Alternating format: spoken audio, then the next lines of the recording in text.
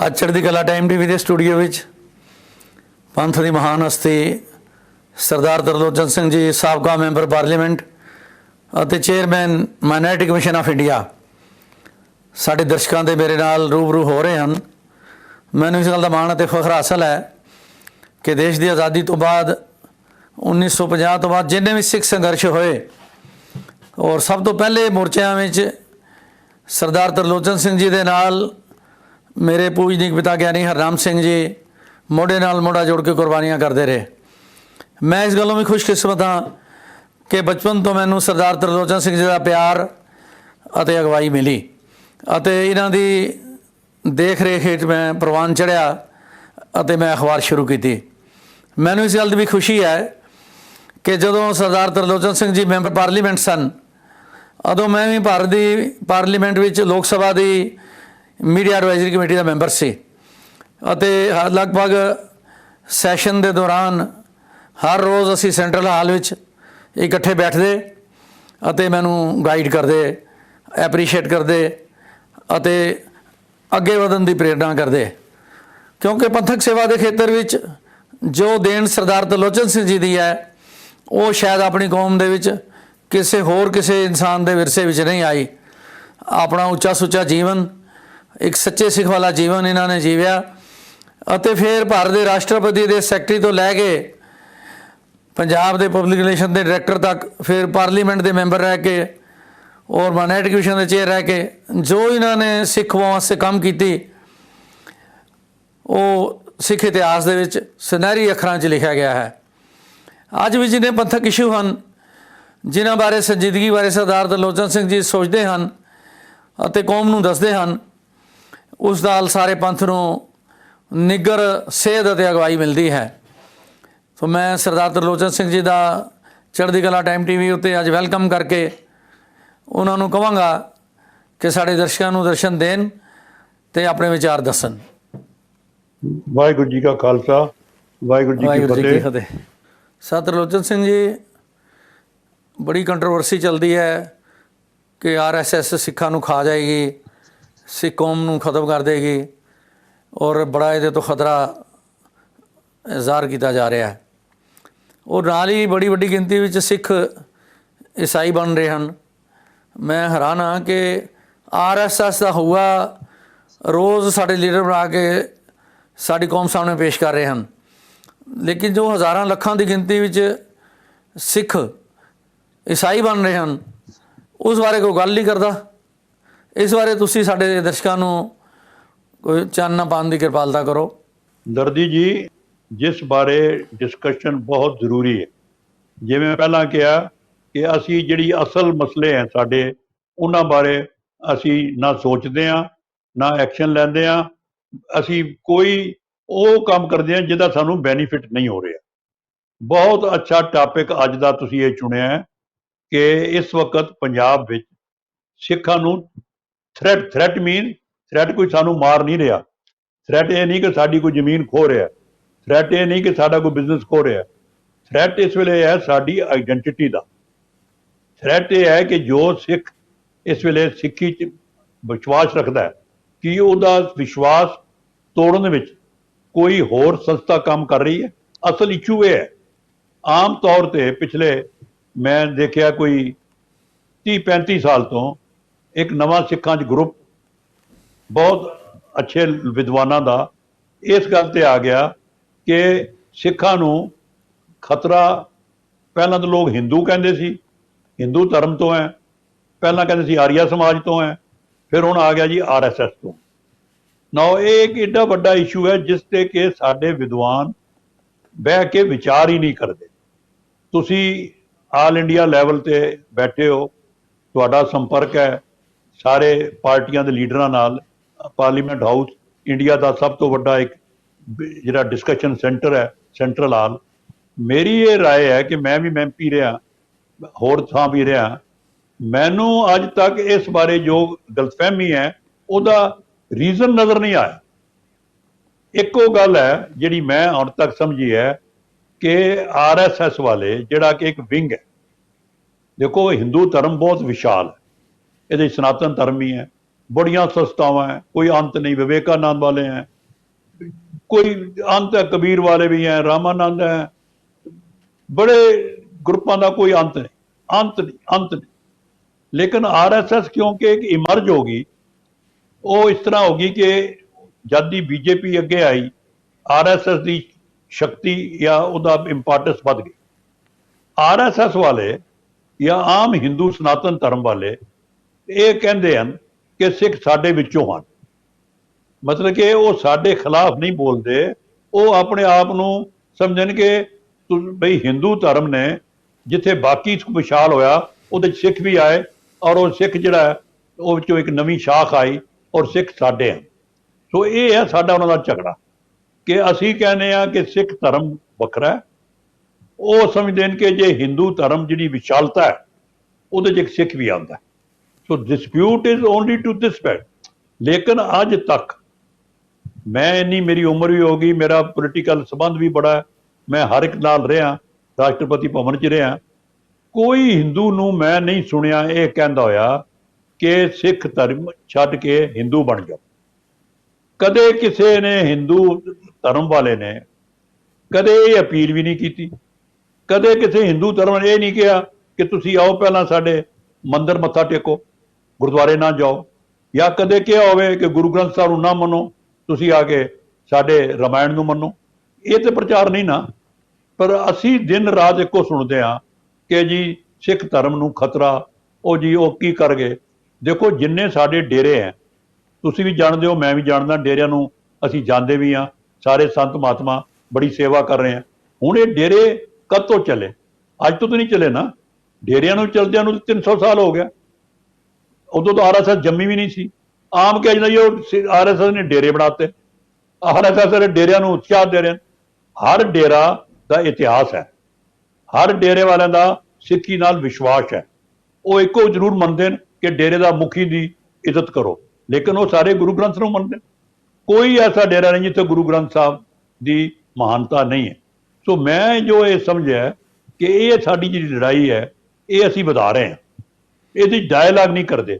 मैं एक उपराला दर्दी जी किया, तुसीं उहनूं छापिया भी, तुहाडे अखबार ने बहुत लिखिया भी, वो किया मैं 2002 विच जदों मैं मिनारिटी कमिशन च आया। मैं उदों आरएसएस के सारे लीडरां नूं कहा कि तुसीं साडे दफ्तर आओ, सिखां नूं शिकायत है कि तुसीं सिख नूं वखरा धर्म नहीं मनदे।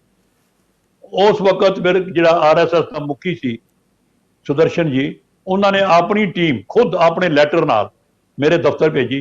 सारा साडा कमिशन फुल 7 मैंबर बैठे, जस्टिस सारे जज सारे जिन्ने बैठे, 2.5 घंटे मीटिंग हुई। मीटिंग के बाद आरएसएस वालों ने प्रेस कॉन्फ्रेंस बुला के ऐलान किया कि असी सिख धर्म नूं जिन्हों गुरु गोबिंद सिंह महाराज ने अमृत छका के तैयार किया है, उन्होंने पूरा मान सत्कार मनते हैं। तो साडा इस बारे कोई डिस्प्यूट कि गुरु गोबिंद सिंह महाराज ने एक नवा रूह फेंक के बनाया, सानू इस बारे कोई डाउट नहीं। सो इट मीन जदों सानू लिख के दे गए मिनारिटी कमिशन ने कि सिख धर्म वखरा है और सानू कोई इतराज नहीं, तो मैनू समझ आई असीं हुण तक कहने जी वो मनते नहीं। दूजा दर्दी जी तुसीं बैठे सो पार्लीमेंट, जदों मैं आनंद मैरिज एक्ट पार्लीमेंट च पेश किया तो वो यूनैनिमस पास होया। सुषमा जी और अरुण जैतले ने वोट पाई मेरे हक। जदों उन्होंने सिख सारे हिंदुओं ने आनंद मैरिज एक्ट वखरा हिंदू धर्म चो बाहर कट के वखरा बनाने की प्रवानगी देती, तो फिर वो झगड़ा कितने है? किसे अपोज किया? जिहड़ा विश्व हिंदू परिषद का प्रधान सी उन्हें लिख के चिट्ठी दी मैनू, वो चिट्ठी रिकॉर्ड से पार्लीमेंट पई है कि गुरु गोबिंद सिंह महाराज का जिहड़ा बनाया धर्म है असीं उहदा पूरा सत्कार करते हैं। सो ये दो साडे सामने मिसालां है। तीजी मेरी ये बेनती है कि इस बारे मैं तुहानूं टोकांगा कि हुण जिहड़ा अयोध्या का मंदिर बन रहा है, राम मंदिर जिहड़ा बन रहा है, उसका जो सुप्रीम कोर्ट ने फैसला किया है, वो फैसले का जो बेसिस है वो गुरु नानक साहब की अयोध्या की विजिट और गुरु गोबिंद सिंह जी की जो इतिहास उन्होंने तत्थ पेश किए हैं उन्होंने करके राम मंदिर ये बनया रहा है और इन्हों की जित उस करके हुई है। और मैं एक दो गल्लां होर भी करनियां चाहांगा कि हिंदुआं सिखां की जो सांझ है एक ये सदियां पुरानी सांझ एक सियासी तंग दिली करके या सियासी ਆਪਣੇ ਸੋੜੇ ਹਿੱਤਾਂ ਨੂੰ ਪੂਰਾ ਕਰਨ ਲਈ ਹਿੰਦੂ ਸਿੱਖਾਂ 'ਚ ਪਾੜ ਪਾਇਆ ਗਿਆ। ਮੈਨੂੰ ਇਸ ਗੱਲ ਦਾ ਪਤਾ ਹੈ ਕਿ ਜਦੋਂ ਬਨਾਰਸ ਹਿੰਦੂ ਯੂਨੀਵਰਸਿਟੀ ਬਣੀ ਤਾਂ ਉਸ ਦੀ ਬੁਨਿਆਦ ਸ੍ਰੀਮਾਨ ਸੰਤ ਅਤਰ ਸਿੰਘ ਜੀ ਤੋਂ ਰਖਵਾਈ ਗਈ।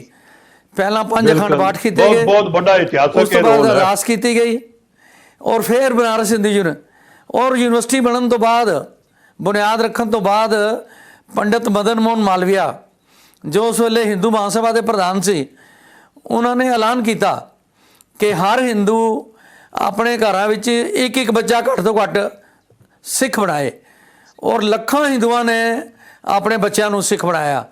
ਇਹ ਹਿਸਟੋਰੀਕਲ ਫੈਕਟ ਹੈ ਕਿ ਹਿੰਦੂ ਲੱਖਾਂ ਦੀ ਗਿਣਤੀ ਵਿੱਚ ਸਿੱਖ ਬਣੇ ਔਰ ਮਹਾਰਾਜਾ ਰਣਜੀਤ ਸਿੰਘ ਵੇਲੇ ਬਈ ਕੋਈ ਸਿੱਖ ਮੈਂ ਨਹੀਂ ਦੇਖਿਆ ਮੰਦਿਰ ਜਾਂਦਾ ਹੋ। ਮੈਂ ਦਿੱਲੀ ਰਹਿੰਦਾ, ਵੱਡਾ ਕਿੰਨਾ ਬਿਰਲਾ ਮੰਦਿਰ ਹੈ ਜਾਂ ਦੂਜੇ ਹੈ, ਲੇਕਿਨ ਕਿਤਨੇ ਹਿੰਦੂ ਬੰਗਲਾ ਸਾਹਿਬ ਆਉਂਦੇ, ਕਦੇ ਇਹ ਨੋਟ ਕੀਤੀ ਗੱਲ? More than 40%। ਮੈਂ ਸਵਾਲ ਇਹ ਹੈ ਕਿ ਹਿੰਦੂ ਧਰਮ ਵਿੱਚ ਜੋ ਸਤਕਾਰ ਗੁਰੂ ਗ੍ਰੰਥ ਦਾ ਹੈ ਅਸੀਂ ਉਹਨੂੰ ਇਨਕਾਰ ਕਰਦੇ ਹਾਂ। ਤਾਂ ਅਸੀਂ ਤੇ ਕਦੇ, ਸਾਨੂੰ ਕੋਈ ਕਹਿੰਦਾ ਨਹੀਂ ਮੰਦਿਰ ਆਓ, ਕਦੇ ਕੋਈ ਦੇਖਿਆ ਕਿਸੇ ਲਾਈਨ 'ਚ ਖੜਾ ਹੋਵੇ ਮੰਦਿਰ? ਦੂਜੀ ਗੱਲ, 4 ਦਿਨ ਹੋਏ ਗੁਰੂ ਗ੍ਰੰਥ ਸਾਹਿਬ ਦਾ ਜਿਹੜਾ ਪ੍ਰਕਾਸ਼ ਉਤਸਵ ਮਨਾਇਆ ਅੰਮ੍ਰਿਤਸਰ। ਇੱਕ ਹਿੰਦੂ ਦਿੱਲੀ ਦਾ ਹੈ ਜਿਹੜਾ ਹਰ ਸਾਲ ਫੁੱਲਾਂ ਦੀ ਸੇਵਾ ਕਰਦਾ, 2 ਕਰੋੜ ਰੁਪਇਆ ਖਰਚ ਕਰਦਾ ਫੁੱਲਾਂ ਨਾਲ ਦਰਬਾਰ ਸਾਹਿਬ ਸਜਾਉਂਦਾ। ਅਸੀਂ ਇਹ ਭੁੱਲ ਜਾਂਦੇ ਹਾਂ ਬਈ ਜਿਹੜਾ ਆਮ ਹਿੰਦੂ ਹੈ ਇਸ ਵੇਲੇ, ਜਿਹਨੂੰ ਅਸੀਂ ਸਹਿਜਧਾਰੀ ਕਹੀਏ, ਸ਼ਰਧਾਵਾਨ ਕਰੀਏ, ਉਹ ਲੱਖਾਂ ਦੀ ਗਿਣਤੀ ਗੁਰੂ ਮਹਾਰਾਜ ਦੀ ਦਿੱਲੀ 'ਚ ਕਰੋਨਾ ਦਾ ਜਦੋਂ ਸੰਕਟ ਆਇਆ ਹੈ ਬੰਗਲਾ ਸਾਹਿਬ ਦੇ ਲੰਗਰ ਵਾਸਤੇ ਹਿੰਦੂਆਂ ਨੇ ਸਿੱਖਾਂ ਨਾਲੋਂ ਜ਼ਿਆਦਾ ਪੈਸਾ ਦਿੱਤਾ ਹੈ। ਇਤਨੀ ਸ਼ਰਧਾ ਲੋਕਾਂ ਦੀ ਬੰਗਲਾ ਸਾਹਿਬ, ਬਹੁਤ ਵੱਡੀ ਗੱਲ ਹੈ। ਸੋ ਮੈਂ ਇਹ ਪੈਣਾ ਪਹਿਲੀ ਗੱਲ, ਲੇਕਿਨ ਜਿਹੜੀ ਅਸਲ ਗੱਲ ਹੈ, ਅਸੀਂ ਜਿਹੜੇ ਵਿਦਵਾਨਾਂ ਨੂੰ ਮੈਂ ਤੁਹਾਡੇ ਰਾਹੀਂ ਬੇਨਤਾ, ਜਿਹੜਾ ਅਸਲ ਆਇਡੈਂਟੀ ਦਾ ਥ੍ਰੈਟ ਹੈ ਉਹ ਈਸਾਈ ਮਤ ਤੋਂ ਹੈ। ਜੋ ਕ੍ਰਿਸਚੀਅਨਟੀ ਕਰ ਰਹੀ ਹੈ ਚੁੱਪ ਚੁਪੀਤੇ, ਅਸੀਂ ਉਧਰ ਧਿਆਨ ਹੀ ਨਹੀਂ। ਯਾਦ ਹੈ ਕਿ ਕੈਮਾਫਲਾਜ ਬਣ ਗਿਆ ਕਿ ਉਹਨਾਂ ਨੇ ਬੜੀ ਸਿਆਣਪ ਨਾਲ ਕ੍ਰਿਸਚੀਅਨ ਨੇ ਇਹ ਰੌਲਾ ਇਹ ਦਿਖਾਤਾ ਹਿੰਦੂ ਸਿੱਖ ਦਾ, ਤੇ ਫੈਲਾਓ ਹੋ ਰਿਹਾ ਕ੍ਰਿਸਚੀਅਨਟੀ ਦਾ। ਬਿਲਕੁਲ ਠੀਕ ਹੈ, ਬਿਲਕੁਲ 40 ਸਾਲਾਂ 'ਚ 40 ਸਾਲ ਤੋਂ ਨਹੀਂ, ਇੰਡੀਆ ਦੀਆਂ ਮਹਾਰਾਜਾ ਰਣਜੀਤ ਸਿੰਘ ਦੀ ਡੈਥ ਤੋਂ ਬਾਅਦ ਸਾਧ ਤਰਲੋਚਨ ਸਿੰਘ ਜੀ 40 ਸਾਲ ਤੋਂ ਨਹੀਂ, 1949 'ਚ ਸਿੱਖ ਰਾਜ ਖਤਮ ਹੋਇਆ ਹੈ। ਸਿੱਖਾਂ ਦੀ ਗਿਣਤੀ 1 ਕਰੋੜ ਹੈ। ਜੇ 1849 'ਚ ਦੇਖੋਗੇ, 1890 'ਚ ਜਿਹੜੀ ਮਰਦਮਸ਼ੁਮਾਰੀ ਹੋਈ ਹੈ ਉਹਦਾ ਦੀ ਸਿੱਖਾਂ ਦੀ ਗਿਣਤੀ 10 ਲੱਖ ਹੈ। 90 ਲੱਖ ਸਿੱਖ ਜਾਂ ਈਸਾਈ ਬਣ ਗਿਆ ਜਾਂ ਪਤਤ ਹੋ ਗਿਆ। ਇਹ ਜੋ ਹੈ 1849 ਤੋਂ ਈਸਾਈਆਂ ਦੀ ਸਾਜ਼ਿਸ਼ ਚੱਲ ਰਹੀ ਹੈ ਔਰ ਹਿੰਦੂਆਂ ਨੂੰ ਸਿੱਖਾਂ ਨੂੰ ਈਸਾਈ ਬਣਾ ਰਹੇ ਹਨ। ਤੁਹਾਨੂੰ ਯਾਦ ਹੋਣਾ ਕਿ ਪਹਿਲਾਂ ਈਸਾਈਆਂ ਨੇ ਜਿੰਨੇ ਆਪਣੇ ਰਾਜ ਤੋਂ ਬਾਅਦ ਸਕੂਲ ਖੋਲੇ, ਉਹਨਾਂ ਵਿੱਚ ਹੀ ਜਿਹੜਾ ਜਦੋਂ ਚੀਫ ਖਾਲਸਾ ਦੀਵਾਨ ਦਾ ਜਾਂ ਸਿੰਘ ਸਭਾ ਬਣੀ ਤਾਂ ਹੈ ਕਿ ਜਿਹੜੇ ਸਿੱਖ ਵਿਦਿਆਰਥੀ 5 ਸੀ ਉਹ ਪਤਤ ਹੋ ਕੇ ਕ੍ਰਿਸਚੀਅਨ ਬਣ ਗਏ। ਉਦੋਂ ਹੀ ਸਿੱਖਾਂ 'ਚ ਮੂਵਮੈਂਟ ਚੱਲ ਪਈ, ਸਿੰਘ ਸਭਾ ਮੂਵਮੈਂਟ, ਖਾਲਸਾ ਕਾਲਜ ਵੱਖਰਾ ਬਣਨਾ, ਭਾਈ ਵੀਰ ਸਿੰਘ ਦੇ ਲੀਡਰ ਸਨ। ਸੋ ਇਹ ਸ਼ੁਰੂ ਤੋਂ ਸਾਨੂੰ ਖਤਰਾ ਇਹਨਾਂ ਤੋਂ ਆ। ਇਸ ਵੇਲੇ ਦਰਦੀ ਜੀ ਤੁਹਾਡੇ ਜਿਹੜੇ ਇਸ ਵੇਲੇ ਯੂਨਿਟ ਸਾਰੇ ਪੰਜਾਬ ਵਿੱਚ, ਇੱਕ ਦਿਨ ਇਹ ਕੋਸ਼ਿਸ਼ ਕਰੋ ਕਿ ਸਾਰੇ ਜ਼ਿਲ੍ਹਿਆਂ ਵਿੱਚ ਦੇਖੋ ਚਰਚ ਕਿੰਨੇ ਬਣ ਚੁੱਕੇ। ਮੈਂ ਇੱਕ ਰਿਪੋਰਟ ਹੁਣ ਪੜ੍ਹੀ ਹੈ ਲੇਟੈਸਟ ਕਿ ਇੰਡੀਆ ਦਾ ਸਭ ਤੋਂ ਵੱਡਾ ਚਰਚ, ਸਭ ਤੋਂ ਵੱਡਾ, ਉਹ ਜਲੰਧਰ ਦੇ ਨੇੜੇ ਇੱਕ ਪਿੰਡ 'ਚ ਬਣ ਗਿਆ, ਜਿੱਥੇ ਕਿ ਲਾਰਜੈਸਟ ਗੈਦਰਿੰਗ ਕ੍ਰਿਸਚੀਅਨ ਦੀ ਹੁੰਦੀ ਹੈ ਤਾਂ ਉਹ ਜਲੰਧਰ ਜ਼ਿਲ੍ਹੇ 'ਚ ਹੁੰਦੀ। ਹੁਣ ਇਹ ਅਸੀਂ ਸੋਚ ਨਹੀਂ ਰਹੇ ਕਿ ਜਿਹੜੇ ਚਰਚ ਪੰਜਾਬ ਵਿੱਚ ਬਣ ਰਹੇ ਕਿਹਨਾਂ ਨੇ ਬਣਾਏ ਤੇ ਕਿਹਨਾਂ ਵਾਸਤੇ ਬਣ। ਉੱਥੇ ਕੋਈ ਸਿੱਖ ਬੋਲਦਾ ਨਹੀਂ।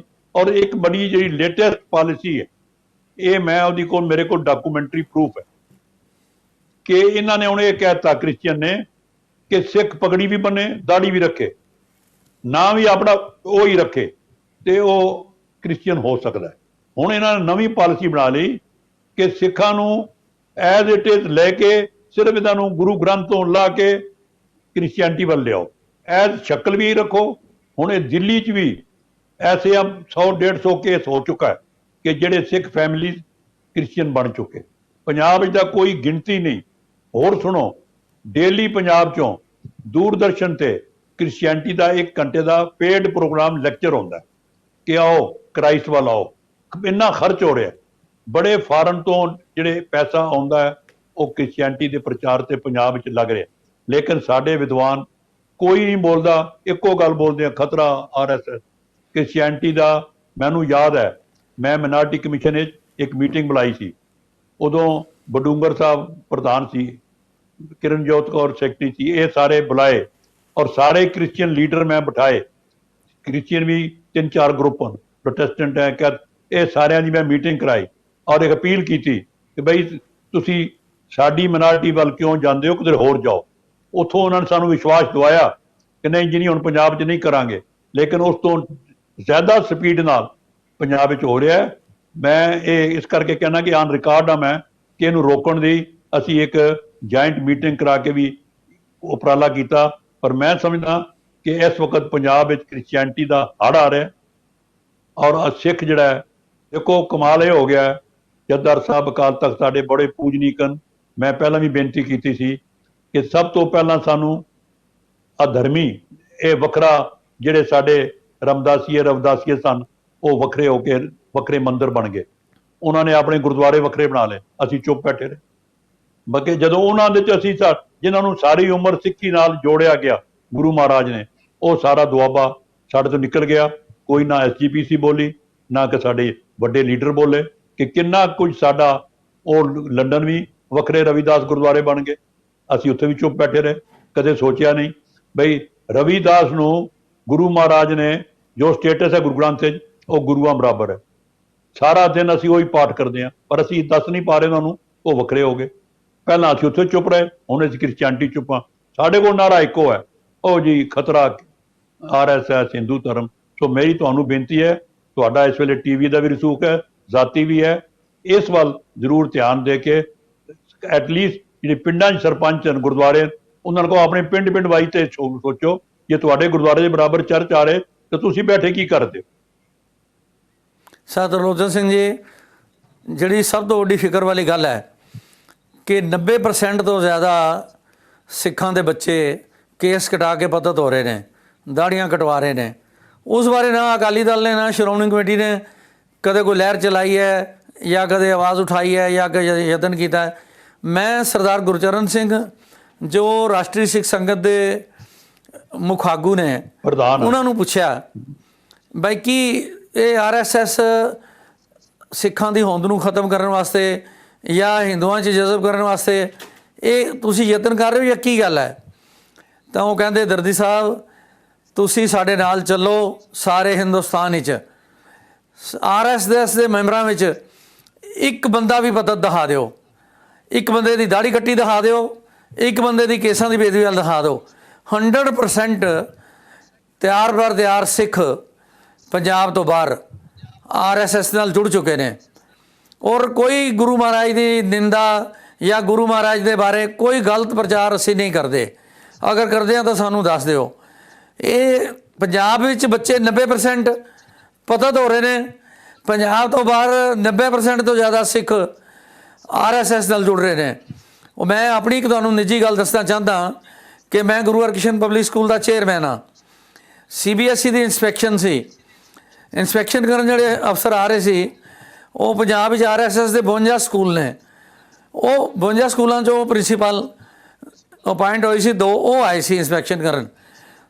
ਅਤੇ ਗੁਰੂ ਹਰਕ੍ਰਿਸ਼ਨ ਪਬਲਿਕ ਸਕੂਲਾਂ 'ਚ ਸਵੇਰੇ ਪਾਠ ਹੁੰਦਾ ਹੈ, ਅਰਦਾਸ ਹੁੰਦੀ ਹੈ, ਜੈਕਾਰੇ ਬੋਲਦੇ ਨੇ। ਅਤੇ ਮੈਂ ਥੋੜ੍ਹਾ ਜਿਹਾ ਮਨ 'ਚ ਸੋਚਿਆ ਕਿ ਇਹ ਹਿੰਦੂ ਜਿਹੜੇ ਆ ਰਹੇ ਨੇ ਇੰਸਪੈਕਸ਼ਨ ਕਰਨ ਵਾਲੇ ਅਫਸਰ, ਇਹ ਇਤਰਾਜ਼ ਕਰਨਗੇ ਕਿ ਤੁਸੀਂ ਸਕੂਲਾਂ 'ਚ ਕਿਉਂ ਅਰਦਾਸ ਕਰਾਉਂਦੇ ਹੋ ਕਿ। ਲੇਕਿਨ ਮੈਂ ਹੈਰਾਨ ਹੋ ਗਿਆ ਕਿ ਜਦੋਂ ਅਰਦਾਸ ਹੋ ਰਹੀ ਸੀ ਉਹ ਇੰਸਪੈਕਸ਼ਨ ਕਰਨ ਵਾਲੀ ਟੀਮ ਉੱਥੇ ਪਹੁੰਚ ਗਈ। ਉਹਨਾਂ ਨੇ ਬੜੀ ਸਖਤੀ ਨਾਲ ਇੰਸਪੈਕਸ਼ਨ ਕੀਤੀ ਸਕੂਲ ਦੇ ਕਮਰਿਆਂ ਦੀ, ਪੜ੍ਹਾਈ ਦੀ, ਇਕੁਇਪਮੈਂਟ, ਇਨਫਰਾਸਟਰਕਚਰ। ਉਸ ਤੋਂ ਬਾਅਦ ਜਦੋਂ ਮੀਟਿੰਗ ਹੋਈ ਤਾਂ ਅਸੀਂ ਗੱਲਬਾਤ ਸ਼ੁਰੂ ਕੀਤੀ ਇੰਸਪੈਕਸ਼ਨ ਦੀ। ਤਾਂ ਉਹ ਕਹਿੰਦੇ ਅਸੀਂ ਇੱਕ ਗੱਲ ਕਹਿਣਾ ਚਾਹੁੰਦੇ ਹਾਂ ਕਿ ਤੁਹਾਡੇ ਸਕੂਲ ਦਾ ਸਾਰਾ ਕੁਝ ਠੀਕ ਹੈ, ਹਰ ਚੀਜ਼ ਅਸੀਂ ਦੇਖੀ ਹੈ, ਪੜ੍ਹਾਈ ਠੀਕ, ਕਲਾਸਾਂ ਠੀਕ, ਫਰਨੀਚਰ ਠੀਕ, ਲੈਬਾਰਟਰੀਆਂ ਸਭ ਠੀਕ ਹੈ। ਲੇਕਿਨ ਇੱਕ ਗੱਲ ਤੁਹਾਡੇ ਸਕੂਲ ਦੀ ਸਾਨੂੰ ਬਹੁਤ ਅੱਛੀ ਲੱਗੀ ਹੈ ਕਿ ਤੁਸੀਂ ਸਵੇਰੇ ਬੱਚਿਆਂ ਨੂੰ ਅਰਦਾਸ ਕਰਾਉਂਦੇ ਹੋ, ਤੁਸੀਂ ਇਹਨਾਂ ਨੂੰ ਪਾਠ ਕਰਵਾਉਂਦੇ ਹੋ, ਕੀਰਤਨ ਕਰਵਾਉਂਦੇ ਹੋ। ਇਹ ਸਭ ਤੋਂ ਪਿਆਰੀ ਗੱਲ ਤੁਸੀਂ ਕੀਤੀ ਹੈ। ਉਹ ਕੌਣ ਸਨ ਬੰਦੇ? ਉਹ RSS ਦੇ ਸਕੂਲ ਦੇ ਪ੍ਰਿੰਸੀਪਲ ਸਨ। ਮੈਂ ਹੈਰਾਨ ਹੋ ਗਿਆ। ਉਹ ਕਹਿੰਦੇ ਸਾਡੇ 52 ਸਕੂਲ ਨੇ, 52 ਸਕੂਲਾਂ 'ਚ ਆ ਕੇ ਦੇਖੋ ਪੰਜਾਬ ਵਿੱਚ, ਸਾਰੇ ਸਕੂਲਾਂ ਵਿੱਚ ਅਸੀਂ ਵੀ ਸਵੇਰੇ ਗੁਰਬਾਣੀ ਪੜ੍ਹਾਉਂਦੇ ਹਾਂ, ਕੀਰਤਨ ਕਰਵਾਉਂਦੇ ਹਾਂ ਔਰ ख़ਾਸ ਕਰਕੇ ਚਾਰ ਸਾਹਿਬਜ਼ਾਦਿਆਂ ਦੀ ਲਾਈਫ, ਗੁਰੂ ਗੋਬਿੰਦ ਸਿੰਘ ਮਹਾਰਾਜ ਦੀ ਦਿੱਤੀ ਕੁਰਬਾਨੀ, ਉਹਨਾਂ ਦੀ ਫੋਟੋ ਰੱਖ ਕੇ ਅਸੀਂ ਰੋਜ਼ ਸਵੇਰੇ ਪ੍ਰੇਅਰ ਕਰਵਾਉਂਦੇ ਹਾਂ। ਤੁਸੀਂ ਇਹ ਬਹੁਤ ਵਧੀਆ ਕੰਮ ਕਰ ਰਹੇ ਹੋ। Guru Harkrishan public school Khalsa school ਹਨ, ਇਹਨਾਂ 'ਚ ਤੁਸੀਂ ਅਰਦਾਸ ਕੀਰਤਨ ਜੋ ਕਰਵਾ ਰਹੇ ਹੋ ਅਸੀਂ ਐਪਰੀਸ਼ੀਏਟ ਕਰਦੇ ਹਾਂ। ਮੈਂ ਹੈਰਾਨ ਹੋ ਗਿਆ ਕਿ RSS ਦੇ ਸਕੂਲਾਂ ਦੇ ਮੁਖੀ ਗੁਰੂ ਹਰਕ੍ਰਿਸ਼ਨ ਪਬਲਿਕ ਸਕੂਲ ਵਿੱਚ ਹੋ ਰਹੀ ਅਰਦਾਸ ਦੀ ਪ੍ਰਸ਼ੰਸਾ ਕਰ ਰਹੇ ਹਨ। ਲੇਕਿਨ 1 ਕਰੋੜ ਸਿੱਖ ਮਹਾਰਾਜਾ ਰਣਜੀਤ ਸਿੰਘ ਦੇ ਵੇਲੇ 1890 ਦੀ ਮਰਦਮਸ਼ੁਮਾਰੀ ਤੱਕ 10 ਲੱਖ ਰਹਿ ਜਾਂਦਾ ਹੈ। 90 ਲੱਖ ਸਿੱਖ ਪਤਤ ਹੋਇਆ, ਬੁੱਧ ਈਸਾਈ ਬਣ ਗਏ, ਪਤਤ ਹੋ ਗਏ, ਸਿੱਖੀ ਛੱਡ ਗਏ। ਇਹ ਦੇਖੋ ਤੁਸੀਂ ਸਾਧ ਤਰਲੋਚਨ ਸਿੰਘ ਜੀ, ਇਹ ਸਾਜ਼ਿਸ਼ 1949 ਤੋਂ ਚੱਲ ਰਹੀ ਹੈ। ਇੰਨੇ ਲੰਬੇ ਸਮੇਂ ਵਿੱਚ ਲੱਖਾਂ ਕਰੋੜਾਂ ਦੀ ਗਿਣਤੀ ਵਿੱਚ ਹਿੰਦੂਆਂ ਨੂੰ, ਸਿੱਖਾਂ ਨੂੰ ਈਸਾਈ ਬਣਾਇਆ ਜਾ ਚੁੱਕਾ ਹੈ। ਇਸ ਦਾ ਖਤਰਾ ਦੇਖਣਾ ਚਾਹੀਦਾ ਹੈ, ਨਾ ਕਿ RSS ਦਾ ਖਤਰਾ ਦੇਖ ਕੇ ਸਿੱਖਾਂ ਨੂੰ ਹਵਾ ਬਣਾ ਕੇ ਡਰਾਉਣਾ ਚਾਹੀਦਾ ਹੈ। ਅਗਰ RSS ਵਾਲੇ ਜੀ, ਮੇਰੀ ਇੱਕ ਬੇਨਤੀ ਹੈ ਕਿ ਤੁਸੀਂ ਬੈਠੇ ਹੋ, ਤੁਸੀਂ ਇੱਕ ਮੀਟਿੰਗ ਕਰਵਾ ਸਕਦੇ ਹੋ ਦੁਬਾਰਾ। ਮੇਰੀ ਰਾਏ ਹੈ ਕਿ ਚੰਗੇ ਸਿੱਖ 4 ਵਿਦਵਾਨ, ਕੋਈ ਸ਼੍ਰੋਮਣੀ ਕਮੇਟੀ ਦਾ ਚੰਗਾ ਵਿਦਵਾਨ, ਇਹਨਾਂ ਦੀ ਮੀਟਿੰਗ RSS ਮੁਖੀ ਨਾਲ ਤੁਸੀਂ ਦਿੱਲੀ ਕਰਾਓ, ਔਰ ਵਨਸ ਫਾਰ ਆਲ ਜਿਹੜਾ ਇਹ ਮਾੜਾ ਮੋਟਾ ਸ਼ੱਕ ਹੈ ਇਹ ਵੀ ਦੂਰ ਕਰਾਓ। ਇਹ ਤੁਸੀਂ ਆਪਣੇ ਜ਼ਿੰਮੇ ਲਵੋ, ਕਿਉਂਕਿ ਤੁਹਾਡੀ ਇਸ ਵੇਲੇ ਟਾਪ ਬੰਦਿਆਂ ਨਾਲ ਵਾਕਫੀਅਤ ਹੈ। ਇਹ ਸੇਵਾ ਆਪਣੇ ਜ਼ਿੰਮੇ ਲਓ ਕਿ ਇੱਕ ਡਾਇਲਾਗ ਬਿਟਵੀਨ RSS, ਜਿਹੜੇ ਸਾਡੇ ਬੰਦੇ ਰੋਜ਼ ਐਵੇਂ ਮੇਲਾਂ ਪਾਈ ਜਾਂਦੇ ਆ, ਜੋ ਉਹਨਾਂ ਨੇ ਕਹਿਣਾ ਉਹਦੇ ਮੂੰਹ ਤੇ ਕਹਿਣ ਤੇ ਉਹਦਾ ਜਵਾਬ ਲੈਣ, ਤਾਂ ਕਿ ਅਸੀਂ ਆਪਣੇ ਆਪ ਨੂੰ ਪਹਿਲਾਂ ਸੈਟੀਸਫਾਈ ਕਰਕੇ ਫਿਰ ਇਹ ਜਿਹੜੀ ਕੋਲਡ ਵਾਰ ਹੈ, ਐਵੇਂ ਬਿਆਨਬਾਜ਼ੀ, ਇਹਦੇ ਵਾਸਤੇ ਅਸੀਂ ਦੁਬਾਰਾ ਕੋਈ ਵਿਚਾਰ ਕਰੀਏ। ਮੇਰੀ ਤੁਹਾਨੂੰ ਬੇਨਤੀ। ਸਾਧ ਤਰਲੋਚਨ ਸਿੰਘ ਜੀ, ਮੈਂ ਇਹ ਸਾਰਾ ਕੰਮ ਕਰਨ ਤੋਂ ਪਹਿਲਾਂ ਆਪਣੇ TV ਉੱਤੇ ਸ਼੍ਰੋਮਣੀ ਕਮੇਟੀ ਦੇ ਪ੍ਰਤੀਨਿਧ, RSS ਦੇ ਪ੍ਰਤੀਨਿਧ ਬਿਠਾ ਕੇ ਡਿਸਕਸ਼ਨ ਕਰਾਂਗਾ। ਇੱਕ ਨਹੀਂ, ਦੋ ਨਹੀਂ, ਕਈ ਡਿਸਕਸ਼ਨ ਕਰਾਂਗਾ। ਜਿਹੜੇ ਸਿੱਖਾਂ ਦੇ ਖਦਸ਼ੇ ਨੇ ਉਹ ਸਾਰੇ ਅਸੀਂ ਡਿਸਕਸ ਕਰਾਂਗੇ। ਉਸ ਤੋਂ ਬਾਅਦ ਅਸੀਂ ਯਤਨ ਕਰਾਂਗੇ ਕਿ ਇਹਨਾਂ ਸਾਰਿਆਂ ਦੀ ਸਾਂਝੀ ਮੀਟਿੰਗ RSS ਦੇ ਮੁਖੀ ਨਾਲ ਕਰਾਈ ਜਾਏ। ਬਸ ਇਹਦਾ ਹੱਲ ਹੈ। ਔਰ ਕ੍ਰਿਸਚੀਅਨਟੀ ਬਾਰੇ ਵੀ ਇੱਕ ਕੰਪੇਨ ਚਲਵਾਓ। ਬਸ ਇਹ ਵੀ ਅਸੀਂ ਡਿਸਕਸ਼ਨ ਸ਼ੁਰੂ ਕਰਦੇ ਹਾਂ। ਹਾਂ, ਇਹ ਬਹੁਤ ਅੱਛਾ ਤੁਹਾਡਾ ਸੁਝਾਅ ਹੈ, ਅਸੀਂ ਜ਼ਰੂਰ ਕਰਾਵਾਂਗੇ। ਥੈਂਕ ਯੂ, ਤੁਹਾਡਾ ਬਹੁਤ ਬਹੁਤ ਧੰਨਵਾਦ। ਤੁਸੀਂ ਬਹੁਤ ਵਧੀਆ ਸੁਜੈਸ਼ਨ ਦਿੱਤੇ ਨੇ, ਔਰ ਆਪਣੀ ਕੌਮ ਵਿੱਚ ਦੁਬਾਰਾ ਜੋ ਸਿੱਖੀ ਦੀ ਪੁਨਰ ਜਾਗਰਤੀ ਦੀ ਮੂਵਮੈਂਟ ਹੈ ਉਸ ਨੂੰ ਚਲਾਉਣ ਲਈ ਚੜ੍ਹਦੀ ਕਲਾ ਟਾਈਮ TV ਪੂਰਾ ਯਤਨ ਕਰੇਗਾ। ਇਹ ਸਾਡਾ ਫਰਜ਼ ਵੀ ਹੈ ਅਤੇ ਮੌਜੂਦਾ ਸਮੇਂ ਦੀ ਲੋੜ ਵੀ ਹੈ। ਤੁਸੀਂ ਸਾਨੂੰ ਅਗਵਾਈ ਦਿੰਦੇ ਰਹੋ, ਅਸੀਂ ਸੇਵਾ ਕਰਨ ਦਾ ਯਤਨ ਕਰਦੇ ਰਹਾਂਗੇ। ਬਹੁਤ ਬਹੁਤ ਧੰਨਵਾਦ। ਵਾਹਿਗੁਰੂ ਜੀ ਕਾ ਖਾਲਸਾ, ਵਾਹਿਗੁਰੂ ਜੀ ਕੀ ਫਤਿਹ।